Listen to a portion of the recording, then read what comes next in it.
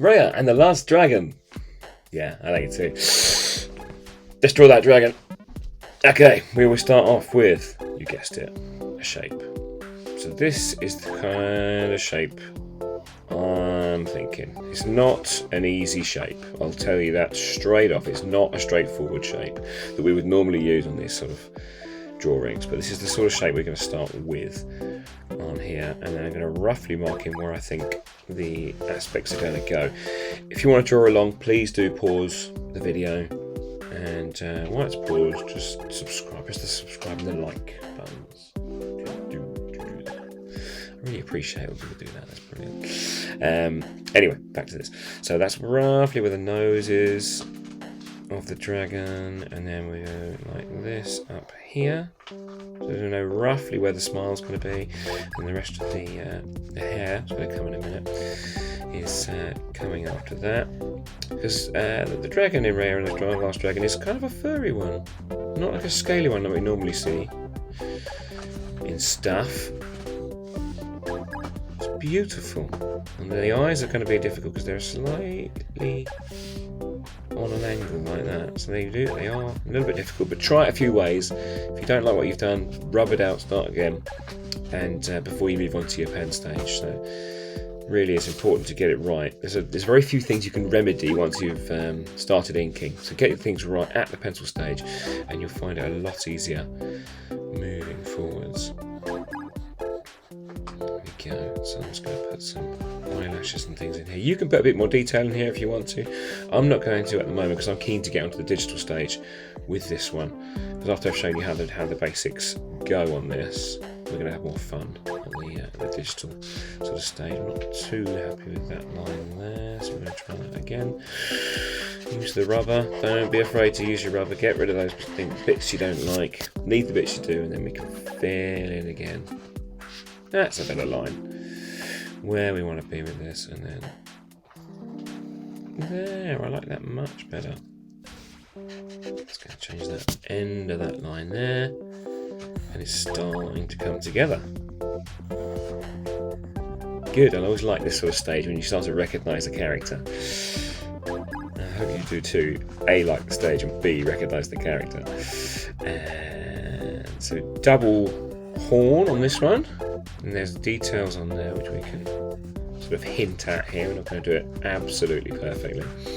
But then all this sort of fur we need to... I'm not going to draw every single little bit of fur, but we're going to need to get the basic shape of where the hair's going. So I'm going to move it all back like that. I'm going to put a few lines in like this. And then her fur comes down like this, really. That's it. So I'm going to put a few lines there. Let's just do these. Rather than doing sort of every single little bit of fur like this, we're just going to put in a few of these sort of almost W's all the way down.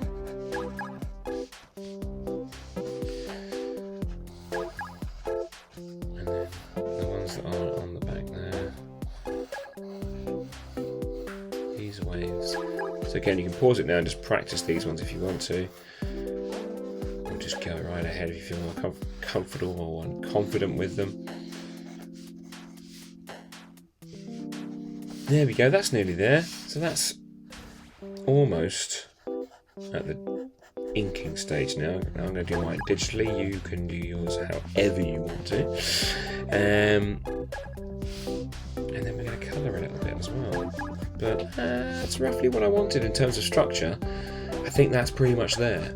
So what we're going to do with this, maybe just put a few more bits in roughly to show what's going to go where.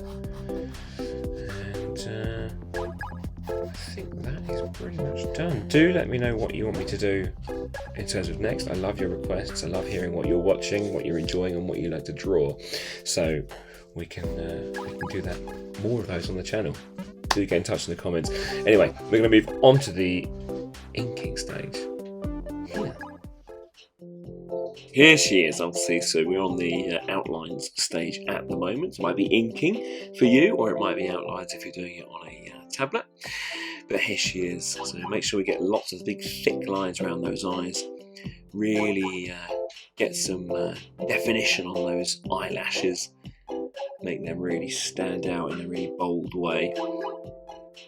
That's it, I think that looks really nice. Get those eyebrows nice and straight as well.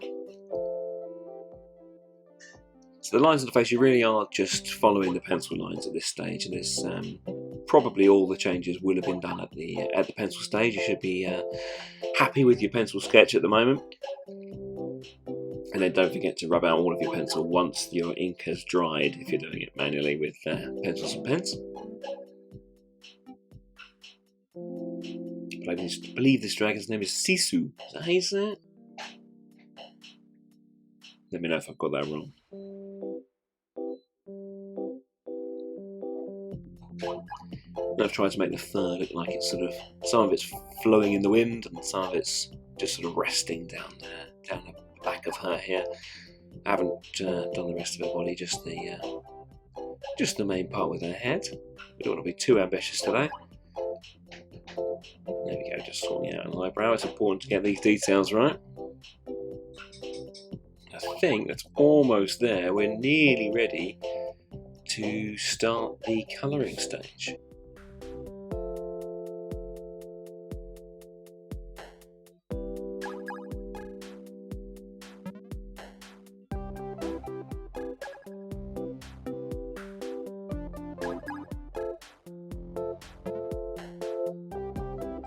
So I'm just setting up the canvas ready to paint upon.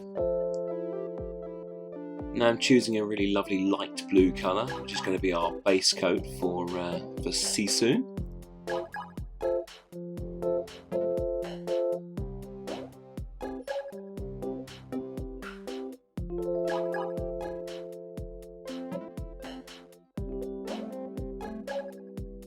Making sure I don't go over any lines here. That's an important bit at this sort of stage.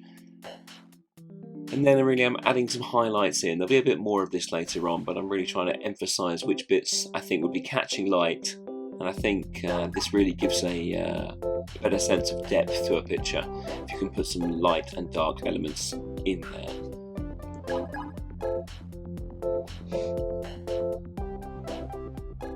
And I'm going to add highlights to all the top bits there, so our light source is coming from the top as it normally does. And all those bits that would be facing upwards are going to get a lighter bit on there, and it really helps to make things pop out and look like they are real, really. And then shadows is the opposite to the highlight. Lots of shadows underneath there, which really makes it look like that is underneath the chin there. It is genuinely below the head. And then a few highlights in the hair, as well as shadows in the hair. That's going to help to add to that depth of field as well. Put a few more highlights on the side of the head, as you can see there. And those are the bits that would be catching that light. Now I'm going to look to add the rest of the colours in. So she's got lots of different colours in her mane, I guess, or her fur. And purple and pink are the ones that I've chosen to add to this sort of blue on the mane here. I think that's all we need to do for this one. I think they're looking nice. They're nice sort of complementary colours to the light blue, so they sit very nicely on the fur there.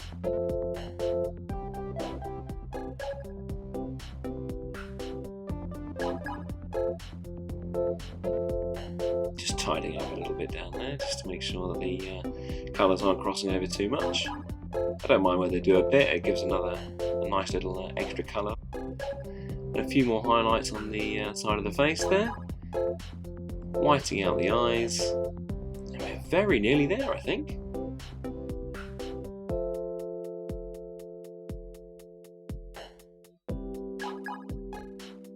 And there's Sisu, our finished one. So I'm really quite pleased with it. I hope you like it too.